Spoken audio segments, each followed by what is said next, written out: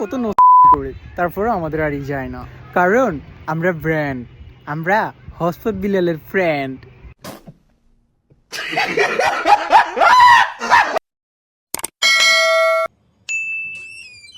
আসসালামু আলাইকুম ভাই। আরে ভাই সাহেব জি, দরজা খোলা নেই, আইন না, বইন না হিন্দি হোলা গো নাই, হোলারে ডাক দাও না।